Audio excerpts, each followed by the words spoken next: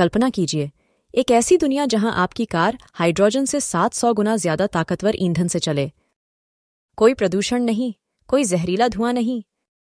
Petrol diesel का जमाना खत्म। साइंस फिक्शन लगता है ना? लेकिन रुकिए, क्योंकि नाइट्रोजन, जो हमारी हवा का 78% हिस्सा है, सब कुछ बदलने वाला है। लेकिन सवाल उठता है, जब हाइड्रोजन को भविष्य का ईंधन कहा जा रहा है, तो नाइट्रोजन को नजरअंदाज क्यों किया जा रहा है? क्या यह हाइड्रोजन की जगह ले सकता है? आइए जानते हैं। पहले नंबरों को समझते हैं। नाइट्रोजन में हाइड्रोजन से 700 गुना ज्यादा एनर्जी होती है। हाँ, सही सुना, 700 गुना ज्यादा ताकत। यूनिवर्सिटी ऑफ वॉशिंगटन की 2023 की स्टडी कहती है कि लिक्विड नाइट्रोजन न सिर्फ हाइड्रोजन से ज्यादा एनर्जी स्टोर कर सकता है, बल्कि इसे ज्यादा असरदार तरीके से रिलीज भी करता है। और सबसे बड़ी बात, नाइट्रोजन हर जगह है। बस हवा से लो, लिक्विड बनाओ और मिल गया एक ताकतवर ईंधन। अब हाइड्रोजन की बात करते हैं। ये साफ ईंधन है, लेकिन असल दिक्कत इसकी स्टोरेज और प्रोडक्शन है। इसे बनाना बहुत मुश्किल। पानी के अणुओं को तोड़ना, फिर -253 डिग्री सेल्सियस तक ठंडा करके लिक्विड बनाना, ये सब बहुत महंगा और जटिल है। ब्लूमबर्ग नीएफ की 2022 रिपोर्ट बताती है कि हाइड्रोजन की कीमत पेट्रोल डीजल से 3 से 4 गुना ज्यादा है। ऊपर से रिफ्यूलिंग स्टेशन बहुत कम है, जिससे इसका इस्तेमाल और भी मुश्किल हो जाता है। अब नाइट्रोजन को देखिए। इसे सिर्फ -196 डिग्री सेल्सियस पर स्टोर किया जा सकता है, वो भी एक साधारण फ्लास्क में। कम लागत, कम एनर्जी और ज्यादा आसान स्टोरेज। यानी हाइड्रोजन वर्सेस नाइट्रोजन की रेस में नाइट्रोजन जीत सकता है। जैसे फेरारी और साइकिल दोनों चलेंगे, लेकिन फेरारी ज्यादा तेज और कारगर है।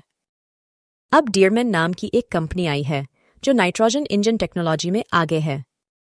इसके इंजन बिल्कुल पेट्रोल डीजल इंजनों की तरह काम करते हैं, लेकिन बिना प्रदूषण। यह सिर्फ ऑक्सीजन और नाइट्रोजन छोड़ता है, यानी जीरो कार्बन उत्सर्जन। द गार्डियन की रिपोर्ट के मुताबिक डियरमैन का इंजन कारों और मशीनों को सफलतापूर्वक चला चुका है। और सबसे खास बात, यह हाइड्रोजन फ्यूल सेल से भी सस्ता है। तो फिर सवाल उठता है, अगर ये इतना शानदार है, तो इसकी चर्चा क्यों नहीं हो रही? यहीं से कहानी और भी दिलचस्प हो जाती है।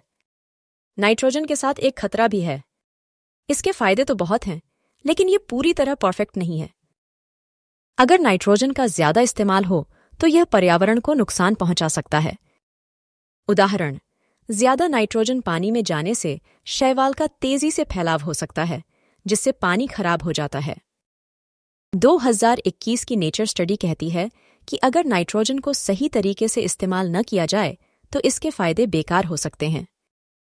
अब अच्छी खबर, वैज्ञानिक इस समस्या का हल निकाल रहे हैं। नई टेक्नोलॉजी बनाई जा रही है, जिससे नाइट्रोजन उत्सर्जन को हानिरहित हवा में बदला जा सके। तो हाँ, कुछ चुनौतियां हैं, लेकिन फायदे कहीं ज्यादा बड़े हैं। अब बात करते हैं भविष्य की। University of Washington liquid nitrogen fuel system पर रिसर्च कर रही है, और डियरमैन जैसी कंपनियां नाइट्रोजन इंजन को बाजार में लाने की कोशिश कर रही हैं। लेकिन सबसे बड़ी समस्या क्या है? मास प्रोडक्शन के लिए भारी निवेश की जरूरत। फोर्ब्स के मुताबिक अगर कंपनियां प्रोडक्शन बढ़ाएं और जरूरी इंफ्रास्ट्रक्चर बनाएं, तो 2030 तक नाइट्रोजन इंजन मार्केट $50 अरब का हो सकता है। और यहीं पर मुश्किल आती है। क्या सरकारें और निवेशक इसमें पैसा लगाएंगे, या फिर नाइट्रोजन सिर्फ एक छोटी टेक्नोलॉजी बनकर रह जाएगी? अब सबसे बड़ा सवाल, क्या नाइट्रोजन इंजन पेट्रोल डीजल की जगह ले सकते हैं? छोटा जवाब, शायद हाँ। लंबा जवाब, इतना आसान नहीं है। नाइट्रोजन से ट्रांसपोर्टेशन बदलेगा, लेकिन इसमें समय लगेगा। सड़कों पर नाइट्रोजन कारें आने में अभी कई साल लगेंगे। लेकिन एक बात पक्की है, टेक्नोलॉजी काम कर रही है। यह पर्यावरण के लिए फायदेमंद है, और इसे बाजार में लाने की रेस तेज हो चुकी है।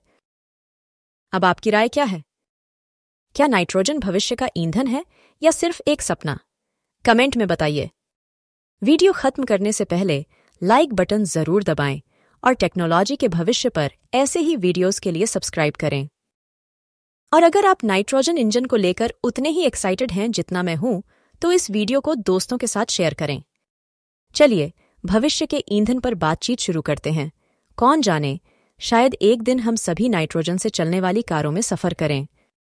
तब तक के लिए जिज्ञासु बने रहिए और मैं मिलता हूं अगले वीडियो में। जय हिंद।